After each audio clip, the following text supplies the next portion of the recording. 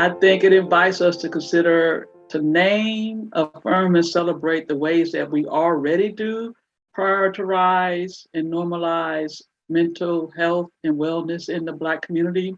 And as a ordained minister, as well as a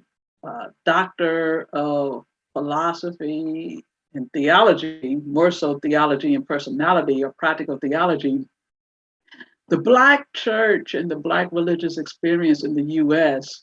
because of the oppressive context and conditions we were in as enslaved people, we were able to steal away into the hush harbors, into nature, in order to encounter the divine and be with one another as a way to express, as well as to maintain our sense of worth and value in the midst of very oppressive, enslaved contexts and systems. And so, therefore, Black people, through prayer, through the ways we express ourselves in worship, have ways in which we are nurturing and prioritizing our mental and spiritual health and well being. And so today, in our contemporary context, although many of us may not show up at a counselor in a one-on-one session, we do have other ways in which we tend to our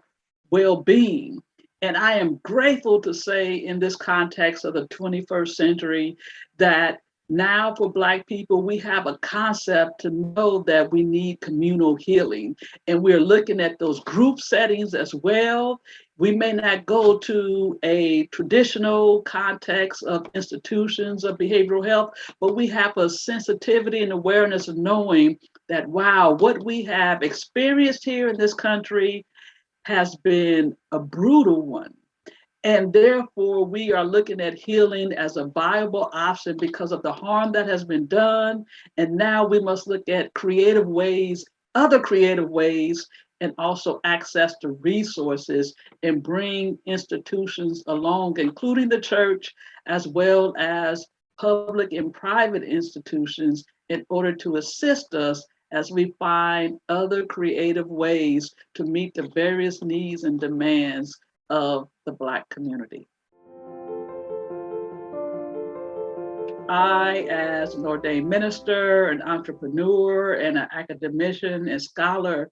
promotes mental health and wellness is by seeking to open up safe, supportive spaces that meets the person and our group needs, that transcends what I have to bring to the process. It's not about me as the facilitator, as the therapist or the minister. I'm not a trained therapist, but I am a pastoral counselor. I am a spiritual director. And so I see my role as coming alongside and helping people to identify their strengths and supports, and to understand the resources that they have within as well as in their midst, in order to respond to the pressing needs and challenges before them. As well, my role is to help them to understand and assume responsibility for how do they take action to help expand and enhance their overall well-being for mental and behavioral health, and to understand the role that God or the Spirit plays in their lives, however way that they may name that, because we as Black people have different religious, spiritual perspectives, and therefore I want to be supportive and sensitive while also owning the ways in which my particular Christianity can speak into, to come alongside, to support them as they assume responsibility as well for what they have within, to be empowered, and then assume an action to continue to enhance their personal and familial and communal well-being.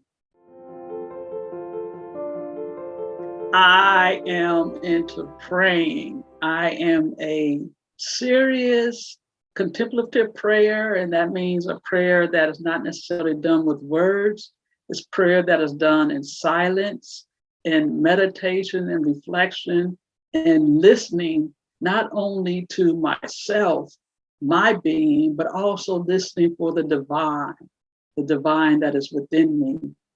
And that sense of breath, of prayer allows me to just release, as well as invites me to other ways of being in the world that transcends the ways that we're constantly always being pushed on the go. As well as I love working out with kettlebells and yoga, and grateful for the opportunity and the partnership that my business, Jewel of Justice, is having with the community, with DBH, and creating a space for African Americans to come together in the Black community to understand and tap into the wealth of who we are in our mental health and wellness practices, ideologies, and to create the spaces to where we can assume more decision-making practices and models and epistemologies, ways of knowing and being well that many of our social and county and public institutions are not aware of. So I'm excited about that partnership, and then the people who will be able to come together to participate and to be able to drive something new that will be able to engender the healing that Black community and individuals rightly deserve.